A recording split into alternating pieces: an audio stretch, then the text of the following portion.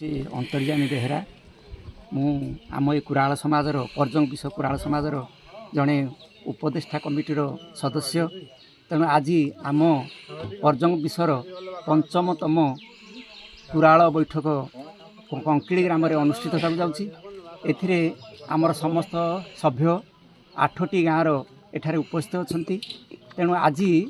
आम ये कुराल समाजर समस्त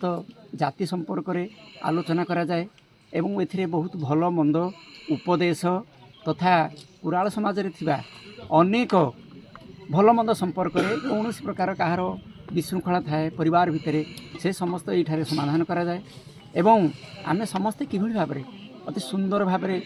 आमर पारिवारिक जीवन अतिबाहित करवा ता संपर्क में मध्य एठारे आमे आलोचना करथां एति कहि मोर वक्तव्य सां करूछि।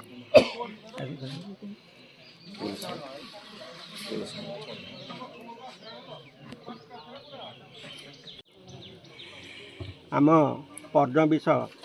कुराल समाजर वार्षिक बैठक अनुष्ठित होउछि। एही बैठक रे 8टी ग्रामर समस्त सभ्य एवं विभिन्न समस्या एवं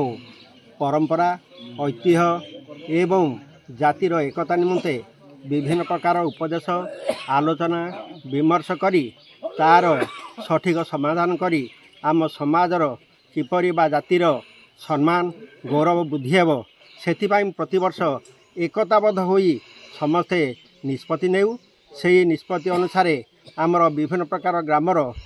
तांकर ऐतिह्य परंपरा एवं युवपीढ़ी माने किपरि आम जातिर सम्मान रखिबे ता उपरे गुरुत्व देवाई आमर आलोचना होता है। मुझे कही वक्तव्य साँ करुँच।